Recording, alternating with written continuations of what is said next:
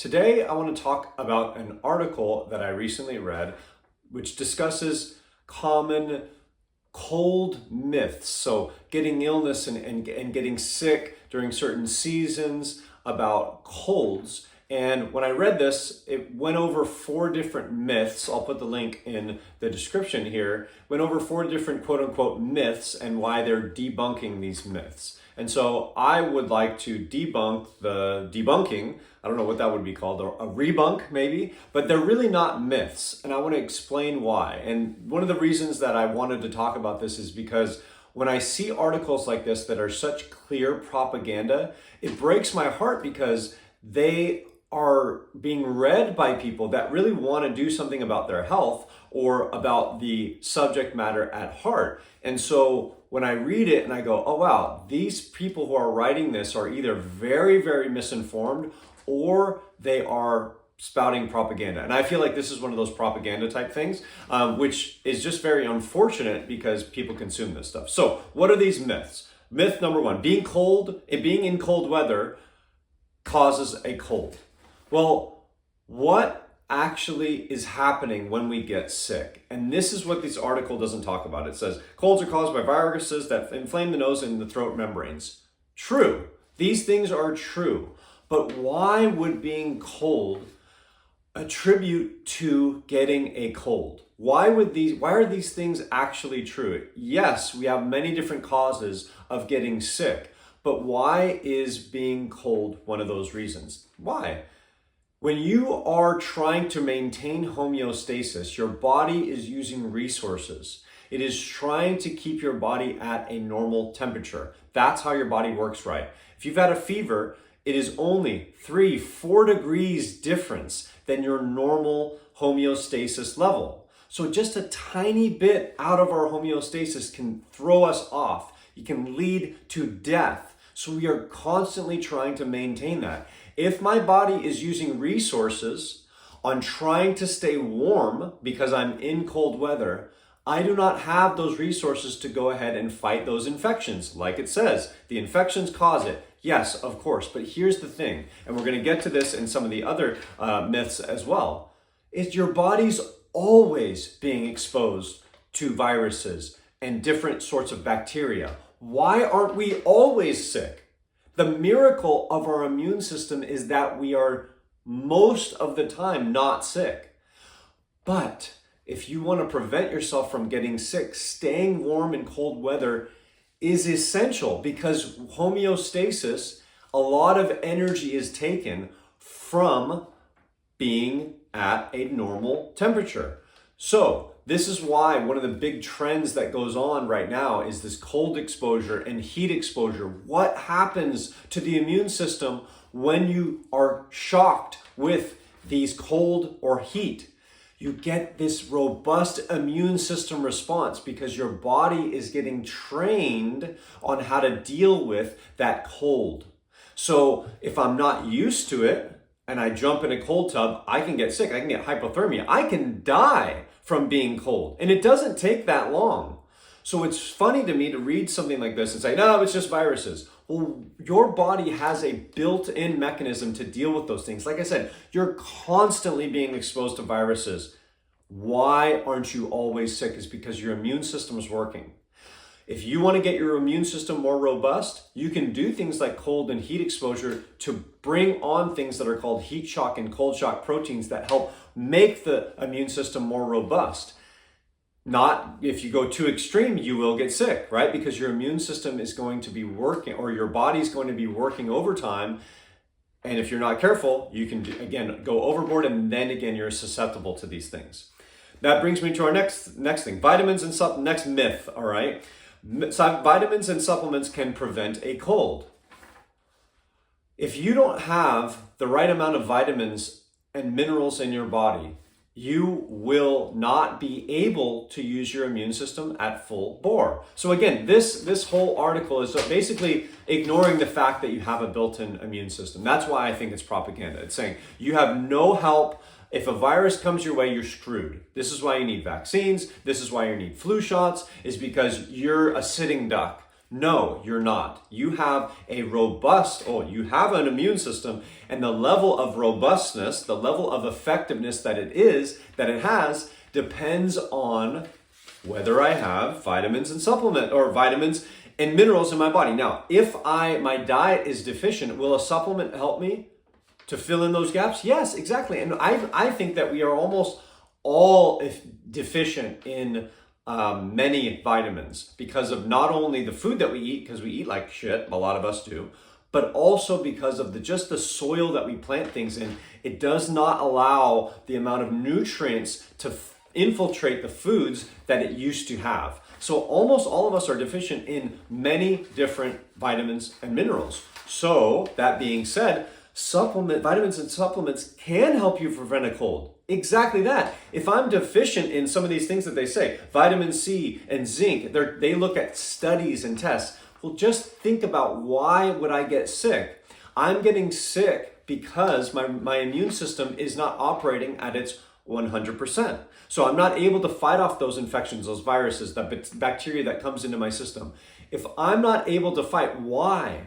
Because, like we said, maybe it's because my immune system is spending so much time reacting, or my nervous system is spending so much time reacting to cold that I don't have enough energy in my body. I don't have enough resources to help with the immune system to help fight the cold. So this chain reaction thing starts happening. So what's going on with my body? If my immune system needs things like vitamin C and zinc to work at its optimal levels, and I don't have enough, I'm deficient in those levels because I have a poor diet, or because I've got other things going on in my body that are depleting me of those vitamins and minerals, which we can get to in another video. That is going to lead to me being sick because, again, my immune system's not working. So vitamins and supplements can help you prevent a cold if you're deficient in them. Now, maybe that's a big caveat. If you just take vitamins and supplements, and although you are doing the things that you need to do, it might not help. It probably won't. But again, if I am not already at optimal levels, yes, taking a supplement will help. Myth: starve a cold, feed a fever. Starve a fever, feed a cold. Sorry, let me repeat that. Myth. The myth is starve a fever, feed a cold. Now, the misnomer, this is a misnomer. So the old myth is actually, if you feed a cold, you'll have to starve a fever. That's really what it's about. So I don't know how they flip this around on here, but they're talking about how you should starve a fever. They dissect the starving part. They say you should not starve yourself. All right, if you have a fever, you should not starve yourself. If you have a cold, you should feed yourself at all times because your body needs nutrients. The old adage of feeding a cold, right? Like they talk about, hey, you should eat and you should starve a fever. Both of those are wrong, right? Any of these are wrong. What you should do is you should starve either way. So why? Again, your body has limited resources. If I am feeding myself, I am using that energy in my body to digest the food.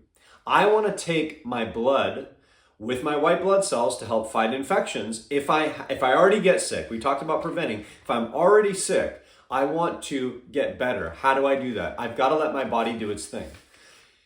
The reason why you want to not eat, or you want to minimally eat, things like juices, like vegetable juices, water, tea, lemon, maybe very light boiled vegetables and things like that, so that you can get these vitamins and minerals in your body. Like we talked about, we already debunked that myth. Those things are going to help you get better. If I eat like a big heavy meal, this thing talks about eating, so like the next one's talking about certain foods like ice cream. If I eat these big heavy meals with tons of sugar and fat, what's going to end up happening is my body is going to have to digest that. And the more heavy a meal is, the more calories a meal has, the more blood and more energy my body needs to digest that. I want to take my energy and I want to use it toward the infection. So what would I recommend? You want to rest. You want to use your energy so that it will fight the infection. You want to, again, use your blood in a way that's going to be focused in on the infection. Your body only has so many resources in it. This is one of the reasons why when you work out really hard, you feel like you're going to throw up, or you even do throw up. Why would this be the case? Especially if you just ate, or even if you haven't eaten in a while, but you still have food in your digestive system. Why do you throw up? Have you ever? Maybe I've talked about this in another video, and maybe I should make one. Is your body only has so many resources. So if what my body thinks when I'm doing a really hard workout is I'm running for my life. I'm fighting to the death. So your body has a choice to make. I have blood that needs to go to these muscles that could save my life. Fight or flight. It is a life or death situation. When I work out hard enough, it tricks your body into thinking you're going to die, right? So what do we need? We need the muscles to be working optimally. Let's put blood to those muscles. Well, if I have a bunch of blood in my digestive tract, because that's what it needs to use to be able to process the food that we eat, I have to make a choice. Is this one meal that's in my stomach or in my intestines, is that worth my whole being? Is that worth the life of this being? Your immune system, your nervous system, your blood system starts to say, hey, the muscles take priority because this guy might die. Who cares about this one meal? Let's get rid of that meal so that we can keep fighting. And this is why you feel like you're going to throw up, because your body will throw up so that the blood can then be able to shunt to the muscles that are in need. So how do you approach this when it comes to cold? Again, if I'm processing a bunch of food and my white blood cells that are in my blood system are being trafficked towards the food that I'm eating, what am I supposed to do? I can't do so many things at once. Your body, I like to liken it to a juggler. It can juggle its normal amount of balls. As soon as you start throwing more and more and more things on it, that's when it drops the ball. That's when it kicks you down. That's when you have to sit down and rest. That's what your body's telling you when you get sick. And that's why resting is going to help. That's why fasting can help tremendously. It's not something that I necessarily recommend to someone, but the reason why I do it is that reason. And this is why when I get sick, I do a little bit of fasting and I'm right back to where I was. No antibiotics, no doctor's visits. I go right back to work. Why? Because I'm letting my body do its thing. It knows, it's standard, it's built in. Immune system. Something that this article forgets about. Again, the certain myth, certain foods can worsen or cure a cold. Now, like I said, sometimes there's like food, I don't agree with that. You can eat certain foods that are gonna help, unless if, of course, you are deficient in certain minerals, like I said, and you might need something that can help you. But I always go by the starve a cold, all right? Starve a fever, starve. Let your body do its thing so that it can, again, use the resources in the blood in its body to go to the infectious or the problem area. Because again, your body knows what to do. These other things that we put in our body are just allowing it to work more properly. If I want it to work at its best, I don't want to get in the way. It's funny that this article talks about like eating ice cream to soothe the sore throat, or it even says in there, if it tastes good, if something tastes good while you're sick, eat it. I mean, if that isn't just blatant ridiculousness, I mean, it goes on to say like, well, it probably is the best call to avoid too much sugar, but sometimes the only thing to soothe your painful sore throat might be some ice cream. If you're talking about soothing symptoms, that's soothing the symptoms. That is not going after the main root cause. The sore throat is not the reason why you're sick.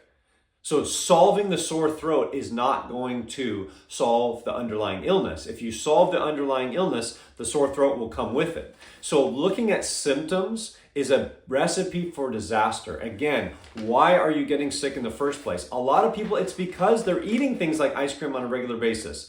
They're eating crap foods. Their body is deficient in vital vitamins and nutrients that it needs to be able to have a robust immune system to be able to fight off the infections. If we get in the way by eating like crap, we are going to get in the way of our immune system. And so if I'm going to do that while I'm sick, what do you think the result's going to be? It might, again, soothe some of your symptoms, but it's not going to soothe the underlying reason why we are feeling like crap. And this is why I just get so frustrated when I read articles like this because they're meant to help people. Like I said, if this is coming from someone that isn't malicious, they aren't doing a propaganda piece, they're coming from someone who just doesn't understand the most basic things about your human body. And that is that you have an immune system and that it works standard. If you get in the way of your immune system, it will rebel against you. And this is why you have to let it work. And getting into more natural foods, getting away from processed foods, getting away from all this crap. Oh, it talks about how dairy products do not cause more mucus. Again, for the majority of people, dairy products do cause more mucus. Some people can get away with it. Some people can. But these things are huge problems for a lot of people. I'm one of them. You can literally do an experiment on me and show you how it dramatically changes me. So what am I supposed to do? Stop believing my experience just because someone tells me it's true? Again, these propaganda pieces that are trying to keep you in the system of bad food, bad pharmaceuticals, all right? This whole system of just, okay, eat whatever you want, do whatever you want, and it's these evil viruses that are out there that are the reason why. Take these drugs, okay? Oh yeah, the food's no problem. Take these drugs. I look at it as a propaganda piece because that system is so well oiled. And I'm trying to say, step out of that system, be free from that. And that way, you know that, look, if I do these things, I am more susceptible to viruses, colds, all that type of stuff. Whereas if I don't, my immune system will work and I will be fine no matter who I'm around. And that is what a lot of these people like Wim Hof who are out there trying to teach people about your own natural immune system. And that's why that first one about being cold, all right, is so important. If you can learn how to get your immune system to be able to be stronger through things like cold exposure, through things like fasting, there's so many ways that you can make your body better versus just trying to reach to some outside thing to help solve it for you. It's a miracle, and that's why we've been able to get here to this point where we have this technology. I'm, recording this on a phone, and I've got a light in the background. And we've got these homes and things. How did we get here? Because we had a strong immune system. We don't have one anymore because we're listening to advice like this. So that's it for today. Again, like I said, whenever I read things like this, I get frustrated, but I also want to help people understand more about themselves, like I was. I was shown this stuff, and it dramatically changed my life. I have so much of a better quality of life because of the information that I have from, just like I said, very simple physiology. And so that's what I want to share with people. Anyways, that's it for today. Until next time, I'll see you then.